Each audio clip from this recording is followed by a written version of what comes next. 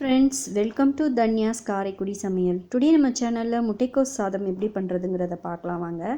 First முட்டைக்கோஸ் சாதம் பண்றதுக்கு முன்னாடி ஒரு உருளைக்கிழங்கு நம்ம பொரிச்சு எடுத்துக்கலாம். இது உருளைக்கிழங்கு குழந்தைகளுக்கு கொடுக்கும்போது முட்டைக்கோஸ் சாதத்தை நல்லாவே விரும்பி சாப்பிடுவாங்க. அதற்கு ஒரு பாத்திரம் வச்சுக்கோங்க. அது நல்லா ஹீட் ஆனதுக்கு அப்புறமா ஆயில் ஊற்றிட்டு இந்த உருளைக்கிழங்கு பொரிக்கிற அளவு நம்ம ஆயில் ஊற்றிட்டு ஆயில் ஹீட் ஆனதுக்கப்புறம் க்யூப்களாக கட் பண்ணியிருக்க உருளைக்கிழங்கை நல்லா கலர் சேஞ்ச் ஆகி நல்லா வெந்து வர்ற வரைக்கும் நம்ம பொரிச்சு எடுத்துக்கலாம். இதில் எந்தவித மசாலாவும் ஃபஸ்ட்டு நம்ம சேர்க்காமல் இது மாதிரி பொரிச்சு எடுத்துக்கலாம். இதை வேணால் பெரியவங்களுக்கு கொடுக்கும்போது இந்த உருளைக்கிழங்கு பொரிச்சு கொடுக்குற மெத்தடை நம்ம ஸ்கிப் பண்ணிக்கலாம். இப்போ உருளைக்கிழங்கு நல்லா வெந்ததுக்கப்புறமா அதை வேறு பிளேட்டுக்கு மாற்றிக்கலாம். இதே எண்ணெய் தான் நம்ம முட்டைக்கோஸ் தாளிக்கவும் நம்ம யூஸ் பண்ண போகிறோம். அதனால் நம்ம இவ்வளவு எண்ணெயும் நம்ம யூஸ் பண்ணிடாமல் ஒரு 3 டேபிள் ஸ்பூன் எண்ணெய் மட்டும் யூஸ் பண்ணிக்கலாம். அதில் 1 டேபிள் ஸ்பூன் அளவு ஜீரகம் நல்லா பொரிஞ்சதுக்கப்புறமா வெங்காயம் 1 மீடியம் சைஸ் பெரிய வெங்காயம் பொடியாக கட் பண்ணதை சேர்த்துக்கலாம். காரத்துக்கு தகுந்த மாதிரி மிளகாய் சேர்த்துக்கோங்க. நான் 6 பச்சை மிளகாய் சேர்த்துருக்கேன். கொஞ்சமாக பொடியாக நறுக்கின இஞ்சி, கருவேப்பிலை இதெல்லாம் சேர்த்ததுக்கப்புறமா நல்லா ஒரு தடவை வதக்கி விட்டுக்கலாம். வெங்காயத்தோட கலர் பார்த்திங்கன்னா கோல்டன் ப்ரௌனாக ஆக வேண்டாம், லைட்டாக வதங்கினா போதும். கோல்டன் ப்ரௌனாக ஆயிடுச்சுன்னா உங்களுக்கு சாதத்தோட கலர் சேஞ்ச் ஆகிடும். சாதத்தோட கலர் சேஞ்ச் ஆகக்கூடாதுங்கிறதுனால நம்ம வெங்காயத்தை லைட்டாக அதில் வதக்கிக்கலாம் இந்த முறையில். இப்போ இதில் நம்ம நல்லா நறுக்கிட்டு அலசி வச்சுருக்க முட்டைக்கோஸ் 1/2 கிலோவை சேர்த்துக்கலாம்.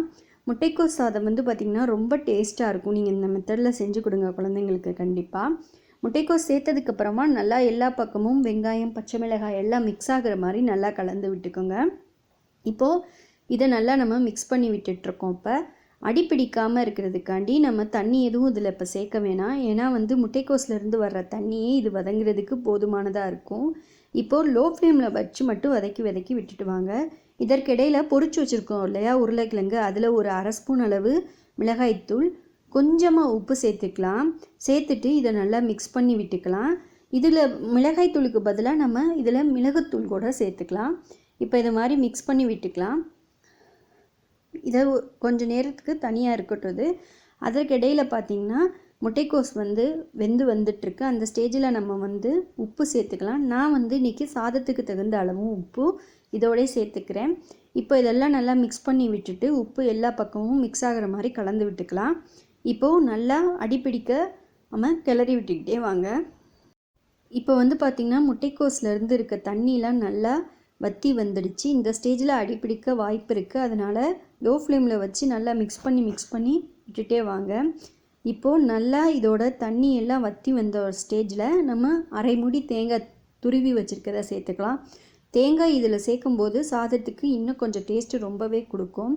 இதில் நம்ம வேணும்னா நெய் சேர்த்துக்கலாம்.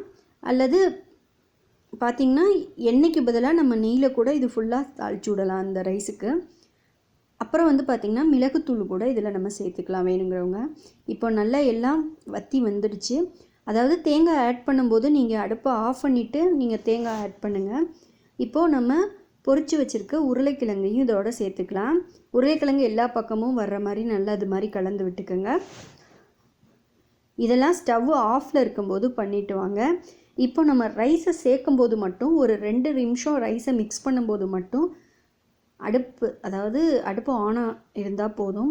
இப்போ பார்த்திங்கன்னா நல்லா ரைஸ் மிக்ஸ் பண்ணிக்கலாம். இது தாராளமாக ஒரு 4லேருந்து 5 பேர் சாப்பிட்லாம்.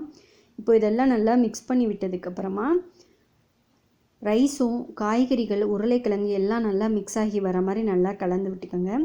ரொம்பவே சுவையான முட்டைக்கோஸ் சாதம் ரெடி ஆயிடுச்சு. நீங்களும் உங்கள் வீட்டில் ட்ரை பண்ணி பாருங்கள். எப்படி வந்ததுன்னு மறக்காமல் நமக்கு ஃபீட்பேக் சொல்லுங்கள். நம்ம சேனலை லைக் பண்ணுங்கள். ஃபஸ்ட் டைம் பார்க்குறவங்களா இருந்தால் மறக்காமல் சப்ஸ்கிரைப் பண்ணிவிடுங்க. ஃப்ரெண்ட்ஸுக்கெல்லாம் ஷேர் பண்ணுங்கள், லைக் பண்ணுங்கள். தேங்க்யூ.